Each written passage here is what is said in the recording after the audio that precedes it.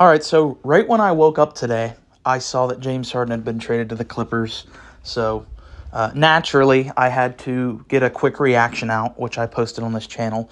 But now it's been a little bit since then, and I want to do an actual formal breakdown of the trade and take a look at how this will impact the two teams involved. So we'll start with the Clippers side of things. They're getting James Harden and PJ Tucker. I think that they won this trade just because they simply got the best player in this trade. They essentially gave up a collection of role players, which none of them are really, I think, that high impact of role players. They're just nice pieces.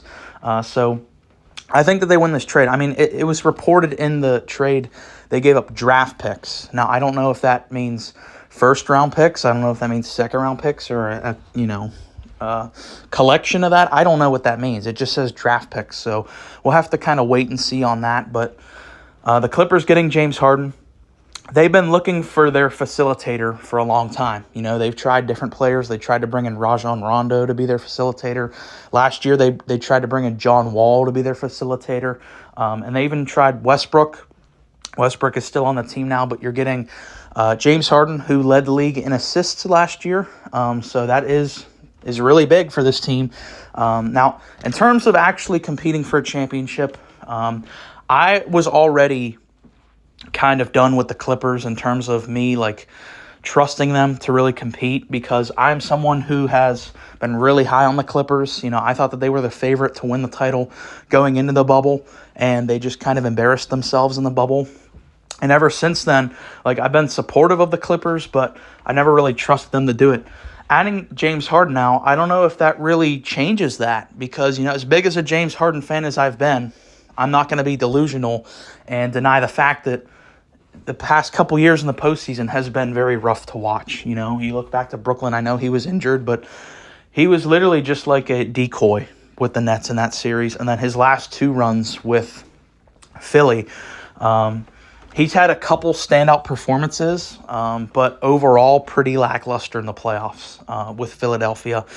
And so adding him to this Clippers team, it's kind of impossible for me to really gauge what this means in terms of their championship odds, because one of these guys is going to get hurt. That's an inevitability. Between PG, Kawhi Leonard, and James Harden, one of these guys will get injured. So I would be shocked if the three of them are fully healthy come playoff time. If they are, they're going to be an interesting team, because they were already interesting before. Not that I had them winning the title or anything, but we've seen them make deep runs. They got to the Western Conference Final in 2021, despite Kawhi getting hurt in round 2. So it's interesting. I think it does make them interesting. It does slightly move the needle, although I'm not willing to say that I think they're a favorite or anything. They're going to be a fun team to watch. And yeah, a little thing I forgot about this too is that Westbrook is on this team still. So you kind of get a third grouping up, I guess a second reunion of Westbrook and Harden. They played that 1 year together in Houston, and now they're back together.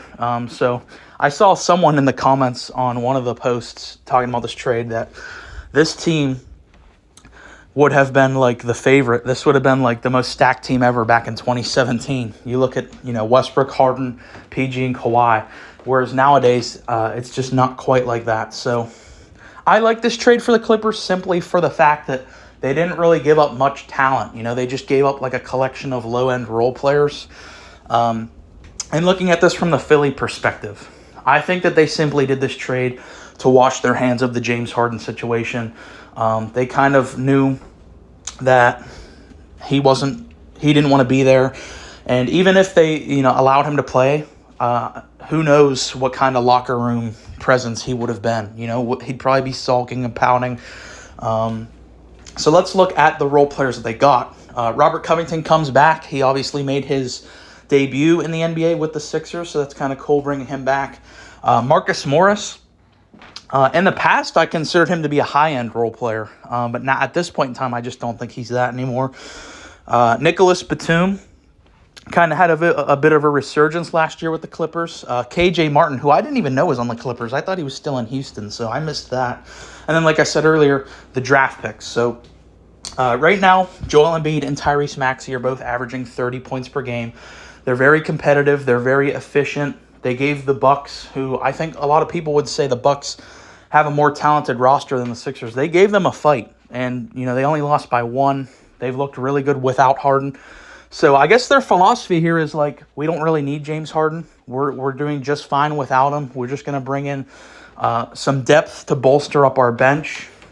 I bet they didn't want to give up PJ Tucker, but I know PJ and James were kind of close, so it's kind of funny that they got moved together. So Philly, I get why they did this.